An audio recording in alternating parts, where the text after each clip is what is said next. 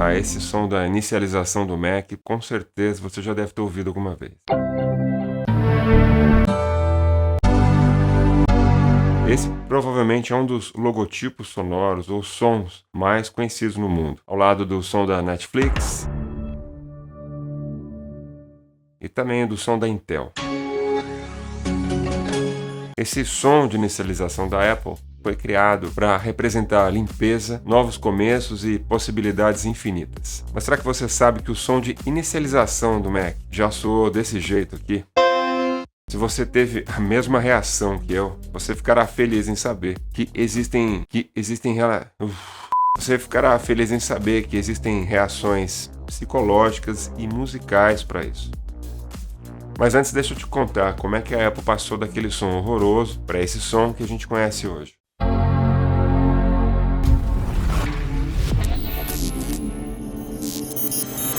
Essa história começa com Jim Ricks, um programador e músico que entrou para a Apple ali por volta de 1988. Ricks trabalhou em vários projetos de áudio na Apple, incluindo, por exemplo, a estrutura do QuickTime. Ricks começou dando suporte técnico, mas aos poucos, devido a essa sua habilidade em programação e música, logo foi colocado no comando da parte de áudio da Apple. Nessa época, a Apple se preparava para o lançamento da família de computadores Quadra, uma nova linha de computadores com alto desempenho, mas dessa vez com alto-falantes que eram voltados para a frente do computador, ao invés de ficarem voltados para o topo da mesa. Então, naturalmente, Ricks e a sua equipe queriam um som de inicialização que fosse capaz de mostrar esse novo recurso do equipamento. Lembre-se que o som nessa época era esse. Okay, so I gotta get rid of that. Muitas pessoas, incluindo o próprio Ricks, afirmam que o som original consistia em um intervalo infame chamado de trítono. If you're a musician, you know about an interval called the tritone. If you're a religious person, it's actually called the interval of the devil.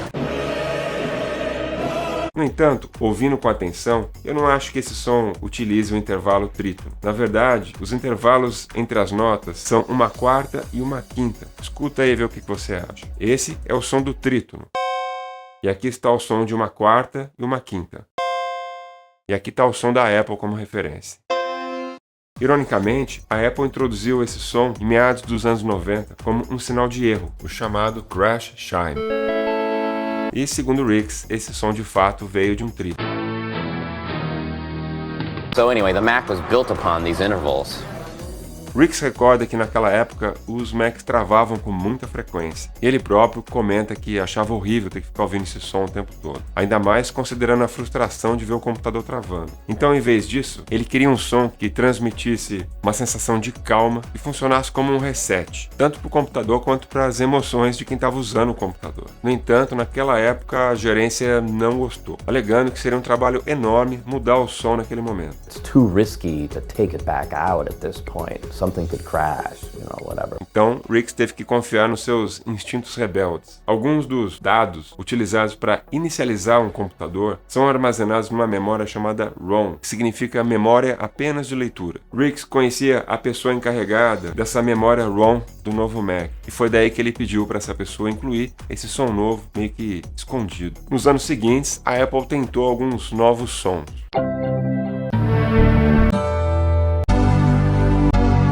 Mas quando o Steve Jobs retornou para a Apple, depois de ter sido mandado embora, ele decidiu que o som que o Ricks criou se tornaria o som padrão da inicialização do Mac. O som que o Ricks criou foi esse aqui. Agora, é provável que, a menos que você tenha vivido ali pela década de 80, esse som soa meio estranho, porque provavelmente quando a gente fala em Apple, você se lembra de um som mais parecido com esse. Mas primeiro eu vou te mostrar por que esse som original soava como esse som que eu acabei de mostrar. O conceito do som foi inspirado no acorde final da música A Day in the Life dos Beatles.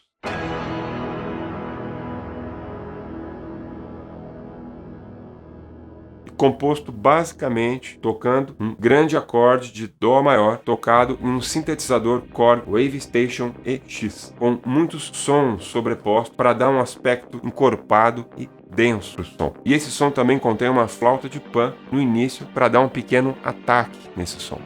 Parece simples, né? Mas deixa eu dissecar um pouquinho mais esse som aqui e até mergulhar um pouco aqui na psicologia humana para te mostrar por que esse som se tornou tão icônico. Primeiro vamos falar sobre a tonalidade desse som, ou tom. Acordes maiores são comumente vistos como alegres e positivos, bem como é considerado um acorde mais estável na hora de produzir uma música, por exemplo, proporcionando uma sensação de resolução e felicidade. Por outro lado, o trítono, que a gente falou agora há pouco, são considerados instáveis. E é por isso que o ouvido meio que fica com aquela sensação que precisa ouvir algo depois dele para resolver exatamente essa tensão. É um som que dá uma certa incomodada quando você escuta. Veja como é que você se sente aí até que esse acorde dissonante seja resolvido.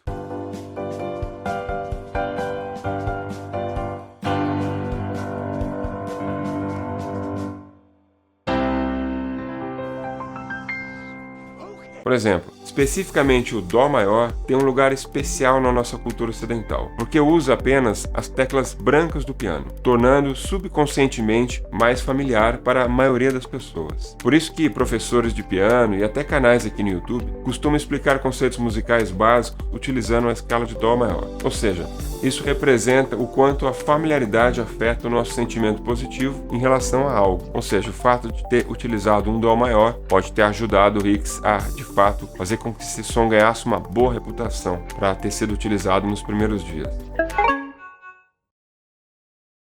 Em seguida a gente chega à questão do timbre, a cor do som, algo super importante no lance da percepção humana com relação aos sons. É o que diferencia, por exemplo, uma guitarra de um piano ou de um trombone. Mesmo esses instrumentos tocando exatamente a mesma nota, soa completamente diferente.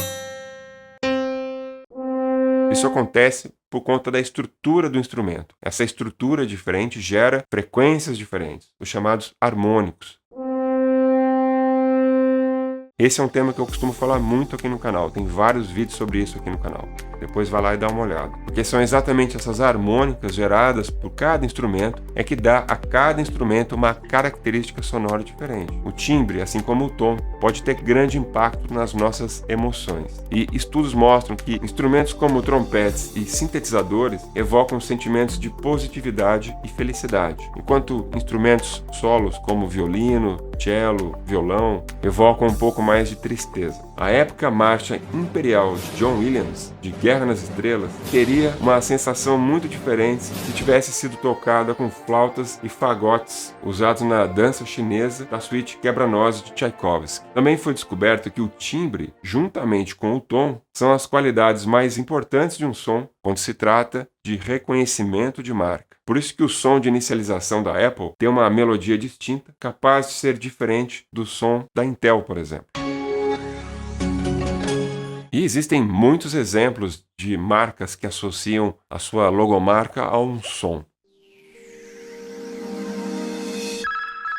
Como dissemos agora há pouco no vídeo, esse som da Apple começa com um pequeno kick, um chute, de uma flauta pan, certo? Essa flauta é geralmente associada à música folclórica ou até mesmo espiritual. E você pode estar familiarizado com pessoas com trajes nativos tocando a flauta de pan no centro das cidades, por exemplo. Ou seja, o som da flauta de pan dá ao som uma vibração bastante natural, perfeitamente em sintonia com o objetivo pretendido de criar um som com um efeito de limpeza. O ataque agudo também dá aquela explosão de energia, sinalizando para o usuário acordar e avisando que o computador está pronto para ser utilizado.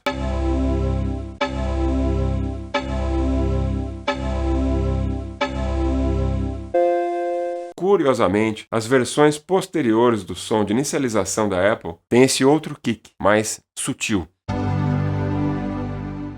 O restante da tonalidade desse som é bastante pura, em outras palavras, não tem muitos harmônicos, que poderiam dar a ele um som áspero e até gradual, como por exemplo o som desse sintetizador.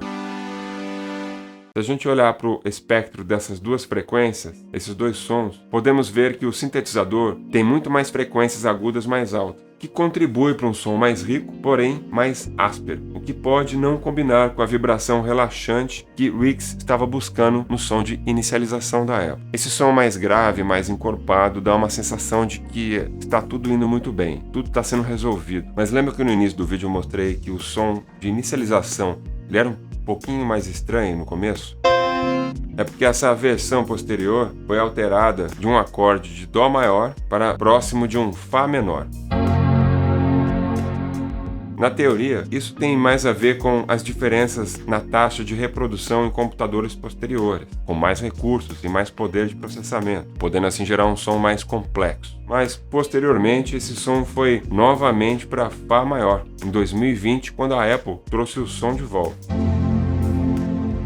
depois de se livrar dele de novo por mais alguns anos.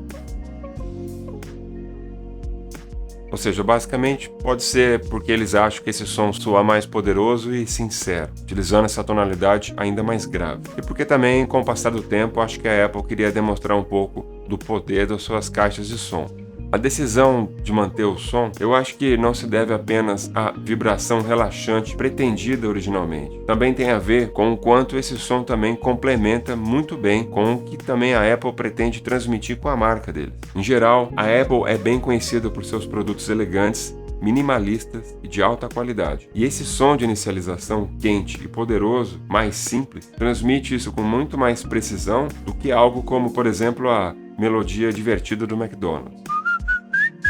Funcionalmente, também é muito importante para o marketing da Apple. O som de inicialização pode ser facilmente reconhecível em cafeterias, salas de aula ou mesmo na casa de amigos. Quanto mais familiarizado você estiver com algo, maiores são as chances de você gostar. É o que no marketing a gente chama de efeito de mera exposição. Portanto, isso funciona meio como um marketing gratuito da marca, produzido de forma voluntária pelos próprios usuários da marca. Os sons podem ser ouvidos passivamente ao fundo, ao contrário de logotipos e artes visuais, que obviamente vão exigir que você olhe para ele. O som, ele é percebido de maneira mais passiva. Basta que alguém ligue o computador perto de você. Você vai acabar ouvindo mesmo sem querer. É claro que hoje em dia isso parece não ter muito valor, porque todo mundo meio que já conhece a Apple. Mas nos primórdios dessa tecnologia, lá pela década de 80 e 90, quando as pessoas ainda não estavam familiarizadas com a marca, esse som fazia com certeza parte nessa experiência de estar utilizando um computador Macintosh. O som de inicialização da Apple é um dos primeiros exemplos de identidade e marca sonora para um produto de consumo, algo que se tornou onipresente hoje em dia e vem se fortalecendo há mais de 30 anos. Esse som já apareceu, por exemplo, no cinema, no filme do robô Wall-E,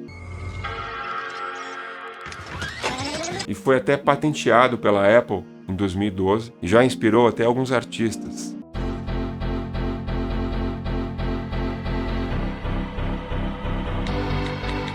Se você acredita que esse som de startup do Mac tem aí outros motivos para existir, coloca aí nos comentários. E se você também lembrar de outras marcas que se utilizam desse recurso sonoro para trabalhar o marketing da marca, coloca aí nos comentários. Se você assistiu esse vídeo até aqui, por favor, siga o canal e ative as notificações para você ser avisado sempre que tiver um vídeo novo. Aqui no canal eu lanço um vídeo novo toda semana, tudo produzido com muito carinho para você. Valeu e até o próximo vídeo.